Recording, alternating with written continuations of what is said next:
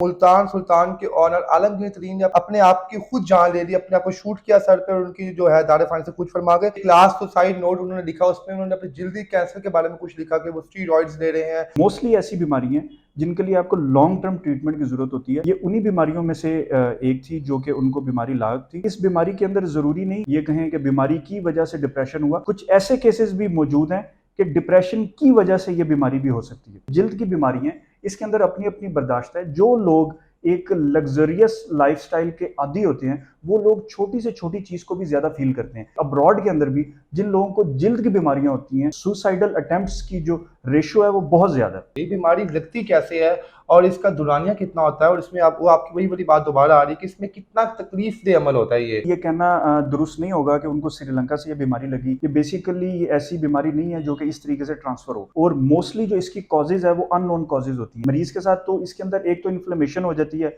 सोजिश होगी, क्रैक्स होंगे, dry skin हो जाएगी, और इसके अंदर डिपेंड करता है कि आपके ये जिस्म के किस हिस्से पे है। क्या उन्हें पता था कि ये बीमारी अब मरते दम तक उनका पीछा नहीं छोड़ेगी, तो उन्होंने इसे निजात पाने के लिए अपनी मौत का ही हल जो ढूंढा। प्रॉपरली क्योर ना भी हो तो स्टीरॉइड्स लेके आप इसको शिद्दत को बहुत हद तक कम कर सकते हैं। स्टीरॉइड्स के एक अगर हम देखा जाए तो नुकसानात में से एक बहुत बड़ा नुकसान डिप्रेशन का भी। जी बिस्मिल्लाहिर्रहमानिर्रहीम। नाज़रीन, मैं हूं आपका मेज़बान इर्तिज़ा भट्ट और आप देख रहे हैं आरपी प्रोडक्शन। नाज़रीन, 3 रोज़ कबल हमने देखा कि पाकिस्तान की नामवर शख्सियत मशहूर बिजनेसमैन पीएसएल की मुल्तान सुल्तान के ऑनर आलमगीर तरीन ने अपने आप को जो है अपने आप की खुद जान ले ली, अपने आप को शूट किया सर पे और उनकी जो है दाढ़े फाड़ने से कुछ फरमा गए। सबसे अहम सवाल जो यहाँ पे उठ रहा है वो ये है कि जनाब उनको मर्ज कौन सा लाहक था। जो एक लास्ट तो साइड नोट उन्होंने लिखा, उसमें उन्होंने अपने जल्दी कैंसर के बारे में कुछ लिखा कि वो स्टीरॉइड्स ले रहे हैं, जिसकी वजह से उनकी जिंदगी बहुत मुतासिर हो गई है। तो आज हमारे साथ डॉक्टर मतीन साहब मौजूद है, गंगा नाम के स्पेशलिस्ट हैं। ये मीडिया सेल पीडीएम के संभालते हैं पाकिस्तान यंग डॉक्टर्स का। और आज हम इनसे पूछेंगे डॉक्टर साहब से कि जो आलमगीर तरीन थे, अरब खरबपति थे, क्या अपनी जान क्यों नहीं बचा सके? क्या वजह थी कि जनाब के पाकिस्तान में इतने काबिल डॉक्टर मौजूद है, दुनिया भर में इतने काबिल डॉक्टर मौजूद हैं, जो उनकी जान नहीं बचा सके, उन्होंने अपनी जान खुद ले ली। डॉक्टर साहब से मजीद बात करेंगे इस गुफ्तगू के ऊपर। अस्सलाम वालेकुम सर। वालेकुम सलाम, thank you very much.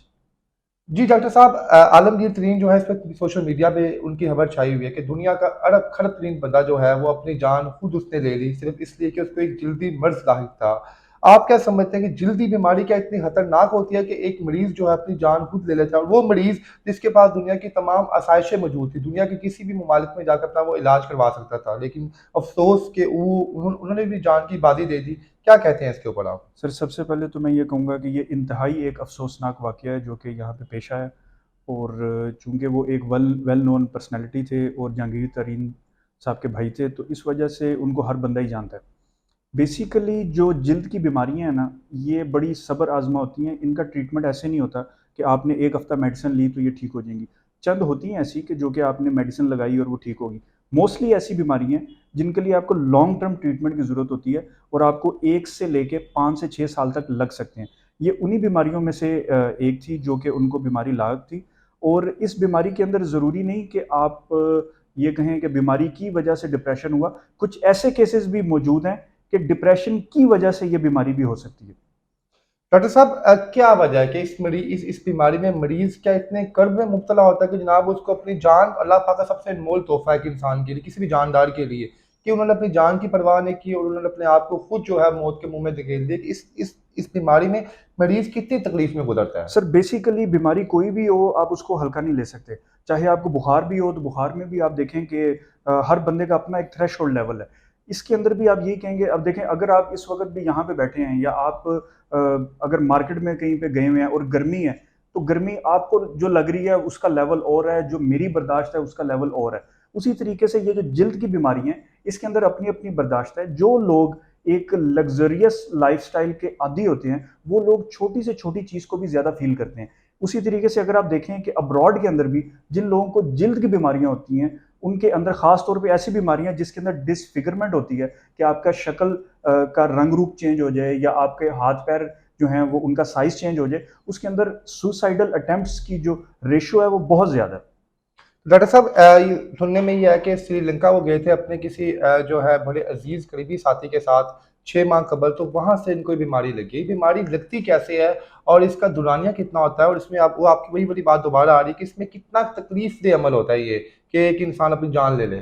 Sir basically ये कहना दुरुस्त नहीं होगा कि उनको श्रीलंका से ये बीमारी लगी या किसी शख्स से लगी ये बीमारी उनको। ये बेसिकली ये ऐसी बीमारी नहीं है जो कि इस तरीके से ट्रांसफ़र हो, और मोस्टली जो इसकी कॉजेज़ है वो अननोन कॉजेज़ होती हैं। मिसाल के तो और अननोन के अलावा इसकी एक बहुत बड़ी कॉज़ है ड्राई स्किन का होना। मिसाल के तौर पे आपकी जिस तरह स्किन है, इसके अंदर एक नेचुरल एक लुब्रिकेशन पावर होती है। इसके अंदर आपके मसाम होते हैं, इसके अंदर आपके जो आप देखें ग्लैंड्स होते हैं जो कि ऑयल प्रोड्यूस करते हैं, या आपके स्वेट ग्लैंड्स होते हैं। जब ये आपका प्रॉपर फंक्शनिंग नहीं करते तो इस बीमारी के लगने के चांसेस बहुत ज़्यादा हो जाते हैं। दूसरे नंबर पे जहाँ पे अगर आप कहें कि इस बीमारी में होता क्या है मरीज़ के साथ, तो इसके अंदर एक तो इन्फ्लेमेशन हो जाती है, सोजिश होगी, क्रैक्स होंगे, ड्राई स्किन हो जाएगी, और इसके अंदर डिपेंड करता है कि आपके ये जिस्म के किस हिस्से पे है और आप इसको कितना बर्दाश्त कर पाते हैं। सर किसी भी मरीज़ को अगर स्किन का इश्यू है तो हमने देखा कि वो मरते दम तक उसके साथ चलता है। बेशक वो कम हो जाता है, ज़्यादा हो जाता है, अप्स एंड डाउन्स आते हैं। तो क्या यही जो इश्यू था आलमगीर तरीन साहब के साथ भी था? क्या उन्हें पता था कि ये बीमारी अब मरते दम तक उनका पीछा नहीं छोड़ेगी, तो उन्होंने इससे निजात पाने के लिए अपनी मौत का ही हल जो ढूँढा? सर देखें, इसके ऊपर तो अगर वो आज ज़िंदा होते तो वही बेहतर बता सकते थे। इसके ऊपर अगर देखा जाए तो ये इतने अरसे से इस बीमारी में मुब्तला नहीं थे। जैसा कि अगर हम उस लेटर की बात करें तो उसमें भी ये लिखा हुआ है कि 6 महीने पहले ही वाज़ टोटली फाइन। तो अगर हम देखें तो इतना अरसा उनको नहीं हुआ था, और अपैरेंटली भी अगर देखा जाए तो ही वाज़ लुकिंग फिट।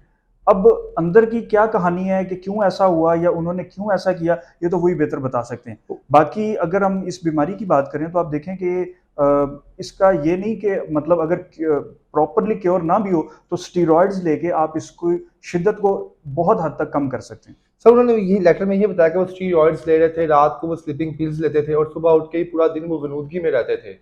तो क्या समझते हैं कि जो स्टीरॉइड्स होती हैं कहीं वो तो इनके लिए नुकसानदेह साबित नहीं हुई बाद में? जो शुरू में तो सुकून मिला, बाद में स्टीरॉइड ने भी अपना आप छोड़ दिया और उनको वो सुकून ना मिल सका। देखें, जैसा कि हर एक को पता है कि स्टीरॉइड्स के जहाँ बेनिफिट्स हैं, वहाँ इसके नुकसान भी बहुत ज़्यादा हैं।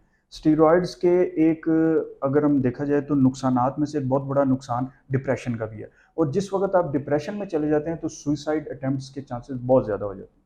ऐसे इस मर्ज़ में मरीज़ की क्या कैफ़ियत होती है? क्या वो उसको जैसे हम देखते हैं आम शख्स को खुजली अगर हो रही है स्किन के ऊपर, तो वो उसको इचिंग करता रहता है और जो जल्दी कैंसर जो होता है इसमें क्या खून में कोई मसला होता है और इसमें आपको क्या कैसे अपने आप को आप सैटिस्फाई करते हो? मेडिसिन खा के करते हो या कोई और बेसिकली तरीका भी है? बेसिकली ना, इसको आप कैंसर नहीं कह सकते। और दूसरे नंबर पे जैसा कि मैंने आपको पहले भी बताया कि ये आपकी इन्फ्लेमेशन होती है, स्किन की सोजिश हो जाती है, क्रैक्स पड़ जाते हैं, इचिंग होती है और पेन होती है आपको उसके अलावा, और डिपेंड करता है कि आपके जिस्म के ये किस हिस्से पे और कितना एरिया इसने कवर किया हुआ है। तो उसके हिसाब से जो है बाकी फिर आपकी क़ुव्वत बर्दाश्त पे भी डिपेंड करता है कि आप इस बीमारी के साथ कितना अरसा आप सर्वाइव कर सकते हैं। सर हमें जैसे देखा उन्होंने बताया कि उनका जो चेहरे की जो लेफ्ट साइड थी वो मुतासिर हो रही थी इस बीमारी के साथ। अल्लाह अज़्ज़ व जल अगर वो ज़िंदा रहते उनको सेहत तंदुरुस्ती भी देते, तो ये जो मज़ीद अगर ये जैसे उनका एक पार्ट मुतासिर हुआ है, अगर ये बीमारी आप पे अटैक करती रहे तो क्या पूरा जिस्म भी आपका पैरालाइज़ हो जाता है? हम देखते हैं अक्सर लोग, हम दुनिया में गूगल पे सर्च करें तो लोगों के चेहरे डिसबैलेंस हुए हुए हैं, पूरा चेहरा राइट साइड में ढलक गया हुआ है या बॉडी पूरी राइट साइड पे हो गई हुई है। क्या उनको ये डर था कि या शायद आने वाले वक़्त में मज़ीद उन पे हमला ना हो जाए बीमारी का? देखें, इसमें तो नहीं कुछ कहा जा सकता कि उनको क्या डर था। बहरहाल इस बीमारी में ऐसा नहीं होता। हर बीमारी की अपनी एक नौइयत होती है। इस बीमारी का जो तरीका है वो मैंने आपको बता दिया कि ये आपके जिस्म में एक तो सोज़िश पैदा करेगी जिल्द के अंदर, दूसरा ड्राइनेस पैदा करेगी, उसके अलावा पेन करेगी, इचिंग होगी। इसके ये साइन सिम्पटम्स हैं, और चूँकि ये एक लॉन्ग टर्म डिज़ीज़ है और इसका प्रॉपर क्योर नहीं है, इसकी आप शिद्दत को तो कम कर सकते हैं, और इसको आपको इसके साथ आपको थोड़ा-सा अपने आप के लाइफ़स्टाइल को आपको यूज़्ड टू होना पड़ता है इसके साथ रहने के लिए। तो अब वो डिपेंड करता है कि आप कब तक इसके साथ डॉक्टर गुज़ारें। साहब आपने अपनी ज़िंदगी में हज़ारों मरीज़ देखे होंगे। क्या आपको लगता है कि इस किस्म की बीमारी वाले मरीज़ अभी भी पाकिस्तान में हैं और वो लोग लड़ रहे हैं इसके साथ और वो कामयाब भी हुए हैं इसके अंदर? ये कोई इतनी बड़ी बात नहीं है। हर हज़ार में से 1 से 2 मरीज़ जो हैं उनको ये होती है, और ये कोई ऐसी बीमारी नहीं है कि जो कि आप कहें कि ये कोई पता नहीं कहाँ से आ गई है, या ये जिसको लग जाए वो मर जाता है या वो सुसाइड कर लेता है, ऐसी बात नहीं है। तो अगर आलमगीर तरीन साहब अगर ज़िंदा होते, अगर मुकाबला करते इस बीमारी का, तो आपके अंदाज़े के मुताबिक, क्योंकि आपके पास नॉलेज है, आपने डिग्री ली हुई है, तो कितना अरसा लगना था उनको ठीक होने में? अगर वो स्लो भी एक मेडिसिन जैसा कि इफ़ेक्ट मैंने करती आपको है तो? बताया, नॉर्मली इसके अंदर 5 से 6 साल का अरसा दरकार है। 5 से 6 साल। जी। जी नाज़रीन, आपने डॉक्टर मतीन साहब की बात सुनी और बहुत से लोग ये चह-मगोइयाँ भी कर रहे थे कि जनाब के अपना आलमगीर तरीन साहब को जो बीमारी थी वो बड़ी ख़तरनाक बीमारी थी जनाब, शायद मौत ही वाहिद हल था, लेकिन डॉक्टर साहब ने बताया कि इतनी खतरनाक बीमारी भी नहीं है ये। पाकिस्तान में इस वक़्त 1000 में से हर दूसरा बंदा इस बीमारी का शिकार है और उसको बस अल्लाह पे तवक्कुल और भरोसा होता है, डॉक्टर पर भी यकीन रखता है तो वो 5 से 6 साल में रिकवर हो जाता है। लेकिन पता नहीं क्या वजह थी कि आलमगीर तरीन साहब ने क्या वो चीज़ दिल पे लगा ली कि शायद कि उन्होंने मौत के मुँह में जाना कबूल किया। डॉक्टर साहब एंड पे आप आलमगीर तरीन साहब के जो चाहने वाले हैं उनके लिए क्या पैगाम देंगे? क्योंकि मुल्तान सुल्तान के वो ऑनर थे, इतनी खूबसूरत टीम बनाई उन्होंने, 2 दफ़ा वो चैंपियन भी बनी और बहुत से लोग उनके लिए दुआ गो भी हैं। सर, इसमें तो मैं ये कहूँगा कि जब भी आपको कोई भी ऐसी डिज़ीज़ हो, तो कोशिश करें कि आप सबसे पहले तो डॉक्टर से रुजू करें और जैसा आपको डॉक्टर कहे, आप उसकी जो हदायत पे प्रॉपर अमल करें और थोड़ा-सा सब्र व तहम्मुल से काम लें। क्योंकि हर चीज़ का जो हल है, वो सुसाइड नहीं होता और हर चीज़ जो है, वो 100% क्यूरेबल नहीं होती। कुछ चीज़ों के साथ आपको कंप्रोमाइज़ करना पड़ता है और आपको अपनी लाइफ़ गुज़ारनी पड़ती है। तो इस तरह की बहुत सारी चीज़ें हैं, जो कि हमारे मुआशरे में और हमारी लाइफ़ में इनसे हमें गुज़रना पड़ता है। लेकिन अगर आप सब्र व तहम्मुल से और बर्दाश्त से काम लें, तो मेरा ख़्याल है कि आप इनको बड़े अच्छे तरीके से टैकल कर सकते हैं। वैसे सर डॉक्टर साहब आखिर में ये बता दें इस बीमारी से कितने लोग जो है सुसाइड करते हैं? जैसे आपने बताया कि सब्र तहम्मुल का नाम है इस बीमारी का नाम। जी। आप ये नहीं कि रात को मेडिसिन ली और सुबह आप ठीक हो गए। तो आपने बताया कि जो है वेस्ट कंट्री में बहुत से लोग जो है सुसाइड में जाते हैं। क्या यही वजह है? देखें, जो जिल्द से रिलेटेड बीमारियाँ हैं ना, जैसा कि मैंने आपको बताया, ऐसी ख़ास तौर पे बीमारियाँ जिसके अंदर आपकी जिस्म की शेप, रंग या आपका कोई भी ऐसा ख़ास तौर पे आपका जो चेहरा है, वो उसके अंदर कोई ऐसी बनावट में कोई चेंज आ जाए, या जिस तरह मिसाल के तौर पे नाक बहुत ज़्यादा मोटा हो जाए, या आपका जिस्म ढिलक जाए, या आपका बाल बिल्कुल उतर जाएँ, आपका रंग काला हो जाए। इस तरह की बीमारियाँ जिसके अंदर आपकी जिस्म के अंदर वाज़ेह चेंज आए, उसके अंदर सुसाइड की अटेम्प्ट्स बहुत ज़्यादा हैं और ये तकरीबन 3% से लेके 30% तक हैं। जी, बहुत शुक्रिया।